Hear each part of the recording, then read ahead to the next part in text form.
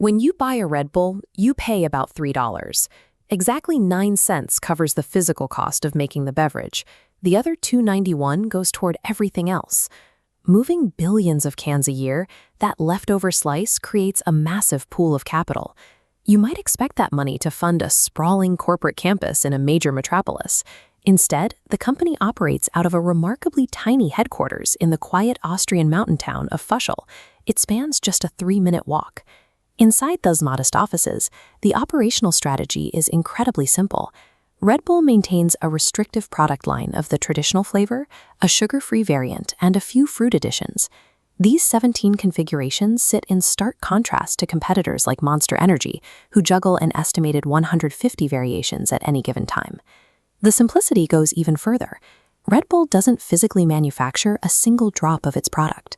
They outsource the juice production to an Austrian company called Rauch and the metal manufacturing to the Ball Corporation. Red Bull operates as a hollow beverage company. Stripping away the massive overhead of factories and global supply chains frees up their capital to focus entirely on a completely different mission. In the early 1980s, an Austrian marketing manager named Dietrich Mateschitz traveled frequently to Asia. While there, he noticed that high-caffeine energy drinks were already generating massive fortunes, a product category that was virtually non-existent in Western markets. He eventually partnered with a Thai manufacturer producing a drink called Kratin Dang. It was an uncarbonated, medicinal-tasting syrup sold in small glass bottles, specifically formulated to help laborers and taxi drivers get through grueling shifts. Mateschitz tailored the recipe for Western palates by carbonating it and dialing back the sweetness, but he immediately hit a wall. Traditional television commercials are highly inefficient for selling a completely unknown product category because consumers don't yet know why they need it. Mateschitz bypassed traditional advertising entirely. He took his marketing budget straight to the environments where people were actively exhausted, handing out free cans in university libraries during finals week and to taxi drivers working the graveyard shift. By embedding the product exactly where and when people needed to stay awake, Red Bull trained consumers through direct experience. They built a psychological link between opening a silver and blue can and overcoming fatigue. To scale that psychological link, Red Bull looked to the public stage. In the late summer of 1985, Mateschitz approached Austrian Formula One driver Gerhard Berger and paid him $10,000 simply to carry a branded bottle around the racing paddock. This established the blueprint for their modern marketing apparatus. Every time the public saw an elite professional relying on Red Bull, it reinforced a subconscious association.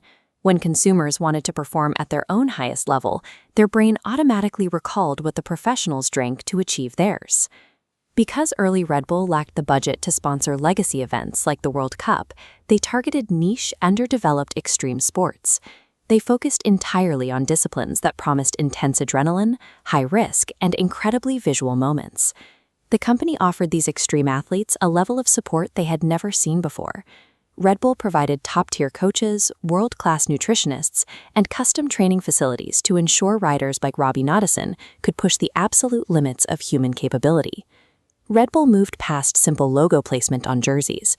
They funded the development of elite athletes to serve as living, breathing proof of the brand's core function.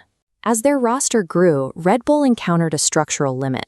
Unlike mainstream leagues, niche extreme sports often lack central governing bodies, resulting in fragmented rules and clunky competitions that stalled athletic progression.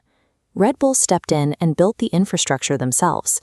They launched their own fully funded, highly produced World Championship events, just like the Cliff Diving World Series. By offering the highest prizes in the sport, Red Bull attracted the best talent. Athletes naturally tailored their training to match Red Bull's specific rule sets, which allowed the beverage company to standardize the evolution of the entire sport. This granted them total narrative control. The most visually stunning, high-stakes athletic moments in the world were now taking place exclusively within a Red Bull-owned environment, seared into the viewer's brain alongside the company logo. They evolved from a wealthy sponsor infiltrating existing spaces into a monopoly over the platforms themselves. Red Bull successfully transitioned from marketing a drink to operating as a definitive sports institution. Eventually, this institutional strategy generated enough capital to enter the largest global arenas.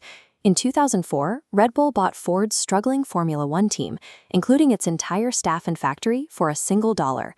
They immediately installed their proven high-performance infrastructure at a massive scale. By hiring top-tier management like Christian Horner and elite engineers, they engineered a turnaround that produced 4 consecutive world championships just a few years later. Formula One is one of the most watched spectator sports on the planet.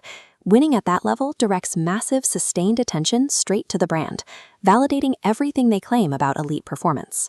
Traditional companies write fictional narratives and pay networks to interrupt the programs you actually want to watch. Red Bull bypassed that entirely by funding the real-world athletic spectacles that audiences actively tune in to see. Red Bull has achieved market dominance by becoming the defining institution of elite athletics.